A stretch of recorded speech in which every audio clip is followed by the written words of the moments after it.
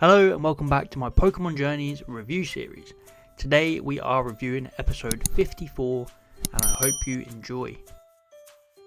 So this episode starts at the lab with a load of ghost Pokemon.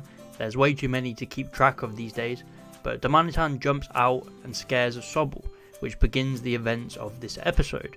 Ash and Go are trying to cheer up Sobble when they hear about this movie that is being filmed nearby, which is the sequel to another film called Spy and Sniper, starring a spy actress and her Inteleon. Pretty cool aspect of the episode was this movie.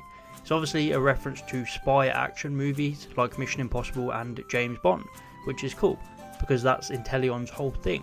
Go learns that Inteleon is an evolved form of Sobble, so they decide to go and check it out. They get to the set. The movie director is the same person who was the director in the Ditto episode, which was a nice addition, and we get to see Inteleon in action using its famous snipe shot, which was awesome. But Team Rocket interrupt, which worried me instantly. But thankfully, Team Rocket were actually okay in this episode. They actually had stuff to do. They bring out the machine that everyone hates, and the Pokemon they get were Poochyena and Houndour. A weird choice. I guess they're supposed to be movie villain type Pokemon, and that's why they're dark types. But Inteleon deals with them straight away, and I liked how Inteleon moves and how it turns invisible and uses Snipe Shot out of nowhere. It's just such an awesome Pokemon, which makes me wish Ash had one. Sobble, being so impressed with Inteleon, decides to search for it. Sobble wants to learn from it and be exactly like it, facing his fears of being scared and running away. We really needed this. We haven't had any sort of Sobble development at all, so I'm glad we got this. It spends some time with Inteleon and the trainer talks about how they grew together all the way up from a Sobble, and it seems to really ignite some confidence. So Go goes off to train with Sobble, and this was a nice bit of training to overcome its lack of confidence.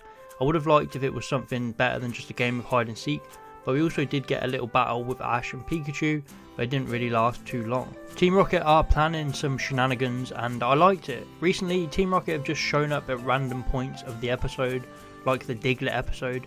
We used to see Team Rocket throughout the whole episode, planning their evil schemes, and we got that in this episode. So it made their appearance a lot better than it has been recently.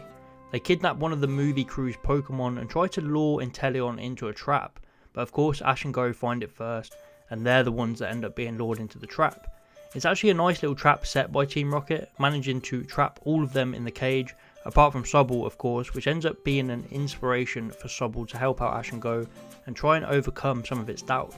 It actually starts to use its head and goes invisible to avoid Meowth and Wobbuffet, and then it hits them when they aren't looking, and then runs to avoid the attacks.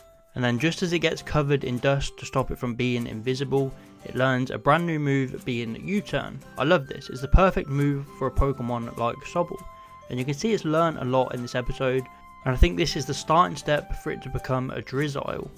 So that was pretty much it for this one. The Inteleon trainer turns up, but it says it looks like you already handled it.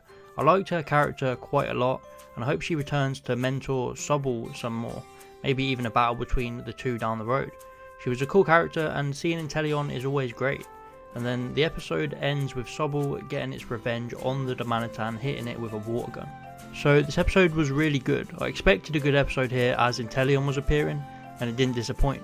It exceeded my expectations, especially when Team Rocket showed up quite early on. I was slightly worried, but they finally gave Team Rocket a decent episode. We saw them planning their attack in the base and not just randomly showing up out of nowhere. It was a good all-round episode. Sobble had some massively needed development. It didn't rush into its evolution, which I liked, but now if it evolves in the near future, it will make more sense after this training that he got in this episode.